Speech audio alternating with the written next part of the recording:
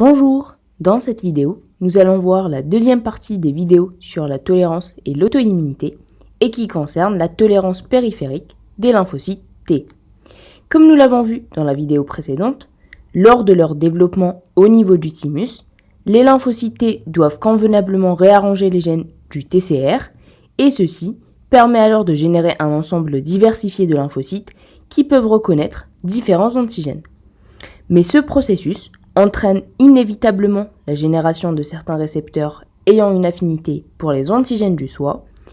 Les lymphocytes portant de tels récepteurs seront soit éliminés, redirigés vers d'autres lignées non autoréactives, ou enfin inhibés par certains mécanismes. Et le principe fondamental qui est à la base de tous ces mécanismes de tolérance est représenté par la discrimination entre le soi et le non-soi.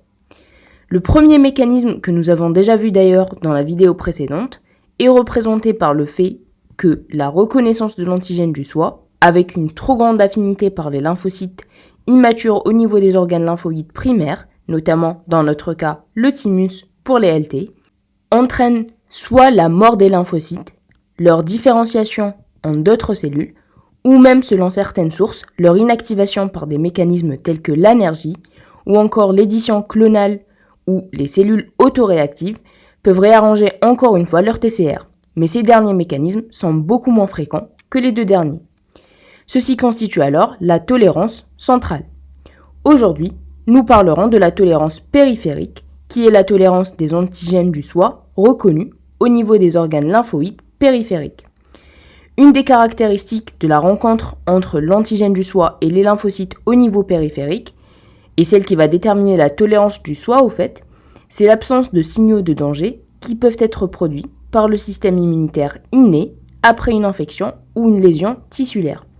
Donc lorsqu'un antigène du soi est reconnu par un lymphocyte naïf dans un contexte normal ou physiologique, il sera toléré, parce qu'il n'y aura aucun signal permettant la différenciation des lymphocytes tels que les cytokines ou les molécules costimulatrices, ou cette interaction pourrait favoriser le développement des lymphocytes régulateurs qui suppriment le développement de réponses immunitaires. On pourrait retrouver ce type d'interaction par exemple lors de la mort cellulaire normale, en dehors de l'inflammation, parce que dans ce cas, les cellules sénescentes agissent sur les phagocytes en favorisant une réponse anti-inflammatoire et empêchent une présentation d'antigènes sous une forme activatrice. Donc en fin de compte, vous pourrez en conclure que tout est question de contexte. On vient de parler de deux principaux mécanismes de tolérance périphérique, l'anergie qui est l'état de non-réponse induite dans un lymphocyte T qui a subi une stimulation antigénique non accompagnée de signaux de costimulation, et la suppression de réponse par les lymphocytes T régulateurs. Mais il existe d'autres mécanismes tels que l'induction du développement des cellules T régulatrices au lieu de développement des cellules T effectrices, et on parle ici d'une induction au niveau périphérique et non pas celle qu'on a vue au niveau central. Ceci est appelé déviation fonctionnelle.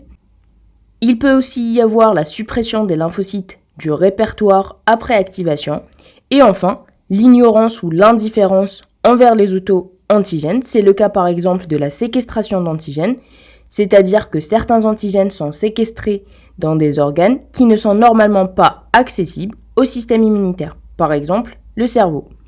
Chaque mécanisme constitue un point de contrôle qui permet de maintenir la balance entre la prévention de l'auto-immunité et le fait de ne pas trop altérer l'immunité, parce que, comme on l'a déjà précisé, un certain nombre de cellules autoréactives est nécessaire pour une fonction immune normale. L'auto-immunité résulte d'une combinaison de facteurs, notamment de susceptibilité ou de facteurs génétiques, de déclencheurs environnementaux tels que les infections et de rupture de mécanismes de tolérance naturelle et de dysrégulation du système immunitaire qui vont permettre de surmonter ces protections ou ces points de contrôle, entraînant alors des réactions immunitaires qui détruisent les tissus. Voyons quelques-uns de ces mécanismes de tolérance périphérique plus en détail. Et commençons par l'ignorance ou l'indifférence.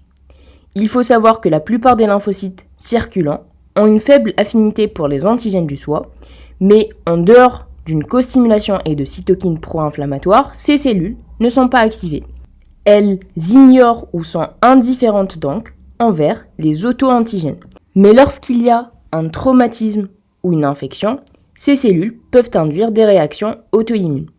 Prenons maintenant l'exemple de la séquestration d'antigènes. Les sites qui abritent de tels antigènes sont appelés sites de privilège humain. On pensait que ce privilège humain ou immunoprivilège résultait de l'incapacité des antigènes à quitter les sites et induire des réponses immunitaires, mais certains pensent plutôt que dans les situations physiologiques, les antigènes provenant des sites de privilège humain tels que le cerveau, les yeux, l'utérus lors d'une grossesse ou les testicules peuvent parfois quitter ces sites et interagir avec les cellules T, mais elles ne génèrent pas de réponse immunitaire effectrice, elles induiront plutôt une tolérance. De plus, ces sites de privilège humain présentent 3 principales caractéristiques qui leur permettent de limiter les interactions avec le système immunitaire. D'abord, la communication de ces organes avec le liquide extracellulaire est atypique. Il y a des barrières qui empêchent les lymphocytes de pénétrer facilement, par exemple la barrière hémato-encéphalique. Ensuite, il existe dans ces tissus des facteurs qui affectent les réponses immunitaires, notamment le TGF-bêta qui favorise la formation des lymphocytes régulateurs et stimule leurs actions et diminue les réponses immunitaires. Et enfin, ces sites expriment les molécules Fas-ligand qui induisent l'apoptose des lymphocytes exprimant les molécules Fas. Mais comme tout est histoire de contexte, toute infection, inflammation ou traumatisme de ces sites ou d'autres tissus peut être responsable de la génération d'une réaction auto-immune et finalement d'une maladie auto-immune. Parlons maintenant des lymphocytes T régulateurs. Les cellules autoréactives qui échappent au mécanisme d'induction de tolérance précédent peuvent aussi être régulées par 2 mécanismes. Une régulation intrinsèque qui permet de limiter la durée des réponses immunitaires, et ceci grâce à l'apoptose programmée des lymphocytes par la voie des molécules Fas et Fas-ligand ou la voie du BCL2, et une régulation extrinsèque représentée par l'action des lymphocytes T régulateurs qui agissent sur les cellules T activées ainsi que sur les cellules présentatrices d'antigènes. L'une des caractéristiques clés de cette régulation est que les cellules régulatrices peuvent supprimer les lymphocytes autoréactifs qui reconnaissent les mêmes antigènes du soi. C'est-à-dire qu'il faut qu'il y ait une même spécificité envers les lymphocytes T régulateurs et les lymphocytes T effecteurs. Mais ces cellules régulatrices peuvent aussi inhiber et supprimer des cellules reconnaissant d'autres antigènes s'ils sont présentés par la même cellule présentatrice d'antigènes. Il existe essentiellement 2 types de lymphocytes T régulateurs, selon leur origine. Les lymphocytes T régulateurs naturels, issus directement du thymus et qui expriment le facteur de transcription FOXP3, et les lymphocytes T régulateurs induits, qui peuvent exprimer eux aussi le FOXP3, mais qui se développent au niveau des tissus immunitaires périphériques, à des antigènes reconnus en présence de TGF-bêta et en l'absence de cytokines pro-inflammatoires telles que l'interleukine 6. Ces cellules inhibent les autres cellules T autoréactives et les empêchent de se différencier en lymphocytes T effecteurs. Et je voudrais ajouter une toute petite remarque. Il faut savoir que les lymphocytes T régulateurs n'expriment pas tous le facteur FOXP3. On pourrait aussi classer les lymphocytes régulateurs autrement, cette fois selon le type cellulaire. On pourra donc retrouver les lymphocytes T régulateurs de type CD4 positif et les lymphocytes T régulateurs de type CD8 positif. Les lymphocytes T régulateurs CD4 positifs peuvent être soit des lymphocytes T régulateurs naturels ou induits en présence de TGF-bêta. Les lymphocytes T régulateurs CD8 positifs en revanche sont pratiquement tous des lymphocytes T régulateurs induits. Il existe plusieurs mécanismes qui permettent à ces cellules d'inactiver les réactions auto-immunes. D'abord, l'inhibition directe des cellules présentatrices d'antigènes qui ne pourront donc pas activer les cellules T par un contact direct grâce à la molécule CTLA4 retrouvée sur les lymphocytes T régulateurs ainsi que par l'intermédiaire de cytokines telles que le TGF-bêta ou l'interleukine 10.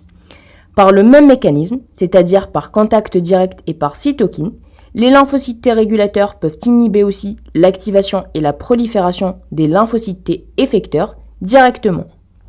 Elles peuvent aussi priver les lymphocytes T activés des cytokines nécessaires à leur survie et à leur prolifération, et ceci par l'intermédiaire de leur récepteur interleukine 2 récepteur qui entre en compétition avec les autres lymphocytes pour ces cytokines.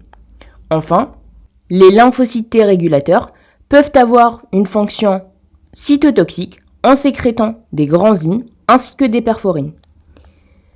Récapitulons. Après la tolérance centrale, l'organisme peut encore contrôler l'activité des cellules autoréactives par d'autres mécanismes de tolérance périphérique, notamment l'énergie par absence de molécules costimulatrices, notamment le B7 et les cytokines, la suppression des lymphocytes du répertoire après activation, l'ignorance ou l'indifférence envers les auto-antigènes, et enfin, l'activation des lymphocytes T régulateurs. Voilà, c'est tout pour aujourd'hui. J'espère que la vidéo vous a plu. Si vous avez des questions, n'hésitez pas à les mettre en commentaire ou à me les envoyer sur les réseaux sociaux. Et à la semaine prochaine.